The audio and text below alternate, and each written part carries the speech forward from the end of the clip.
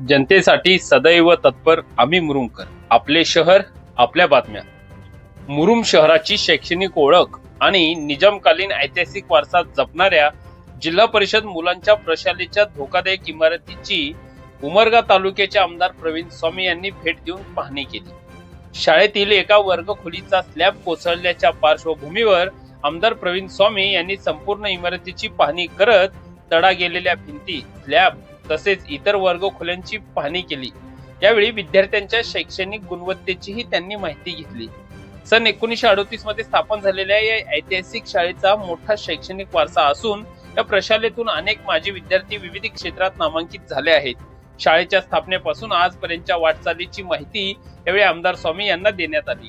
मात्र ऐतिहासिक वारसा असलेल्या या इमारतीची सध्याची जीर्णावस्था पाहता विद्यार्थ्यांच्या सुरक्षिततेचा प्रश्न गंभीर बनला असल्याचे त्यांच्या निदर्शनास आणून देण्यात आले. यावेळी आमदार प्रवीण स्वामी यांनी जिल्हाधिकारी कीर्ती किरण पुजार यांच्याशी दूरध्वनीवरून संपर्क साधून शाळेच्या इमारतीच्या परिस्थितीची माहिती दिली. तसेच शिक्षण विभागाच्या संबंधित अधिकाऱ्यांना या प्रकरणाची तातडीने पाहणी करून आवश्यक अहवाल तयार करण्याचे निर्देश दिले. त्यामुळे शाळेच्या इमारतीची दुरुस्ती अथवा पुनर्बांधणीच्या प्रश्नाला आता प्रशासनाकडून गती मिळण्याची अपेक्षा व्यक्त करण्यात येत आहे. जिल्हाधिकारी कीर्ती किरण पुजार व शिक्षण विभागातील संबंधित अधिकारी यांच्याशी आमदार प्रवीण स्वामी यांनी चर्चा केली, ते पाहूयात.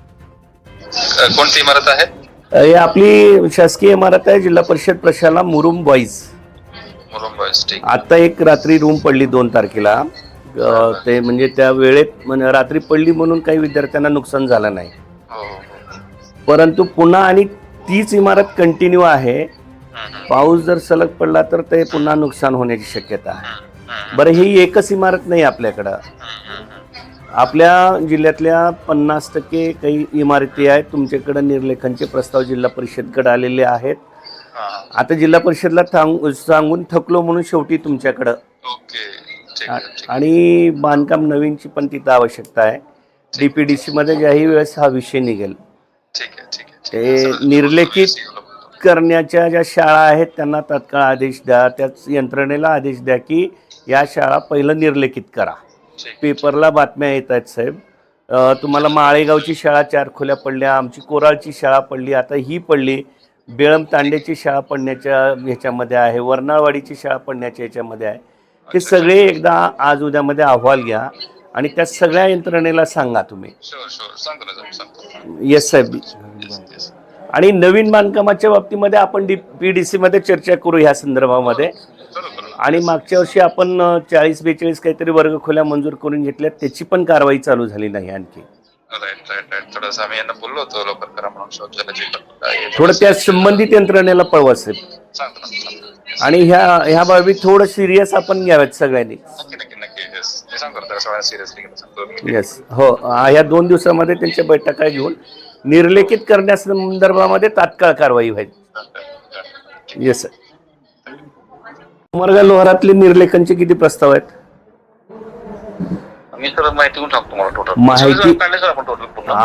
माहिती घ्या. आणि आता तुम्ही जिल्ह्याला आहात, त्याची काय कारवाई करता येते त्या झडपी अध्यक्ष, उपाध्यक्ष, CO आणि कलेक्टर साहेबांना आता बोललोय मी.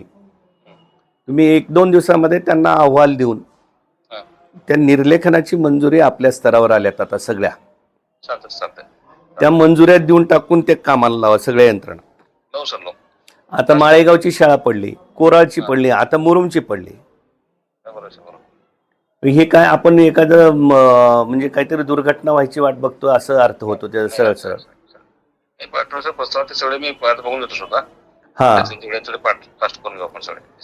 आणि तुम्ही AC साहेबाकडे घ्या, कलेक्टर साहेबाला बोला, COच्या मान्यतेनं ते काम करून टाका.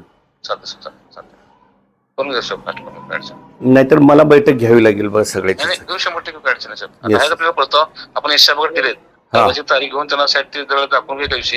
हो, मला प्रायोरिटीनं ही 3 शाळा निर्लेखित झाल्या पाहिजेत.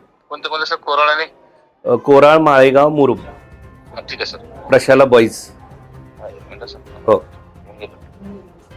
ऐतिहासिक वारसा लाभलेल्या या शाळेची इमारत केवळ एक वास्तू नसून मुरुमच्या शैक्षणिक इतिहासाची साक्ष देणारी ठेवा आहे. त्यामुळे विद्यार्थ्यांची सुरक्षितता लक्षात घेऊन इमारतीच्या दुरुस्ती, पुनर्बांधणी अथवा आवश्यक त्या उपाययोजनांचा प्रश्न तातडीने मार्गी लावावा अशी अपेक्षा यावेळी आमदार स्वामी यांच्याकडे व्यक्त करण्यात आली। यावेळी आमदार प्रवीण स्वामी यांनी आम्ही मुरुमकर न्यूज पोर्टलशी आपली प्रतिक्रिया व्यक्त केली। पाहूयात। जय महाराष्ट्र। जिल्हा परिषद प्रशाला मुरुम मुलांची शाळा या ठिकाणी आज 2-3 दिवसापूर्वी शाळा वर्गखोली पडल्याची माहिती मिळाली। आपल्या बातम्या पाहिल्या, व्हिडिओज पाहिले आणि त्यानिमित्तानं या ठिकाणी भेट देण्याचा योग आला। माहिती अशी मिळते की 1937-38 पासूनचं हे बांधकाम आहे आणि तेव्हापासून अनेकदा दुरुस्तीच्या नावाखाली काहीतरी छोटी मोठी कामं झाली आहेत, पण आज ही इमारत पाहिली तर ही पूर्णतः नादुरुस्त इमारत आहे, धोकादायक अवस्थेमध्ये आहे। जर ही इमारत किंवा ही वर्गखोली कदाचित दिवसा पडली असती आणि शाळा चालू असती तर आपण एका दुर्घटनेला सामोरे गेलो असतो। आपल्या सुदैवानं ही शाळेच्या सुट्टीच्या वेळेमध्ये म्हणजे रात्रीच्या वेळेमध्ये इमारत वर्गखोली पडली म्हणून आपल्याला सुदैवानं कोणती हानी झाली नाही। प्रशासन या बाबतीमध्ये किती गांभीर्यानं घेते मला माहीत नाही।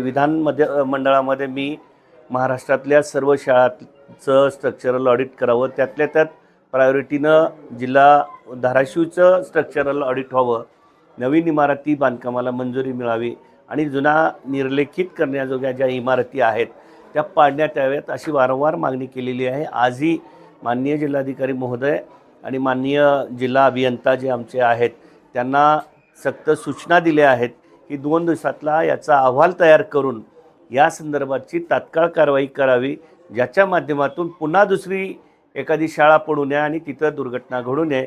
प्रशासनानं याची गंभीर दखल घ्यावी आणि आपल्याही माध्यमातून हा व्हिडिओ किंवा ही बातमी त्यांच्यापर्यंत पाठवावी असं मी या ठिकाणी नमूद करतो। आणि शाळेच्या विषयी 2 शब्द या ठिकाणी मी बोलू इच्छितो।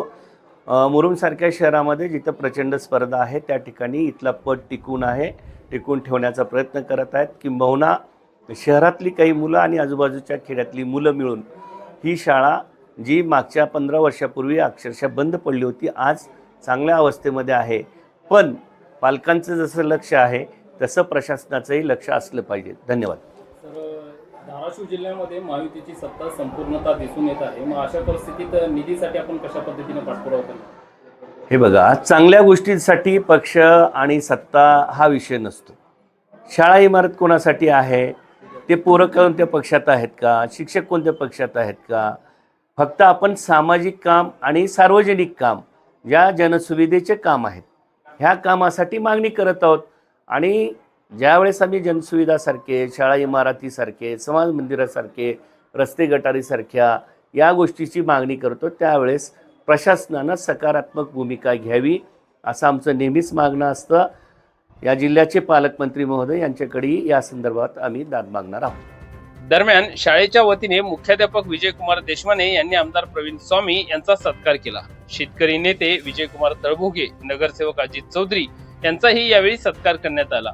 यावेळी युवा सेना शहर प्रमुख विशाल मोहिते, शाळेचे मुख्याध्यापक विजयकुमार देशमाने, विलास कंटेकुरे, शिवाजी कवाळे, संतोष कडगंचे, हरिभाऊ मागणे, मोहन राठोड, विना पोतदार, संगीता डोकडे, पायल उपासे, राजू पवार, नागनाथ कामशेट्टी, बाळासाहेब कांबळे, निर्मला परीट असे शिक्षक, शिक्षिका, शिक्षकेतर कर्मचारी तसेच शाळेतील विद्यार्थी मोठ्या संख्येने उपस्थित होते।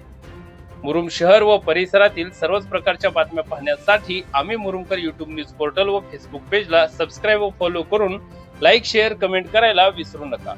धन्यवाद।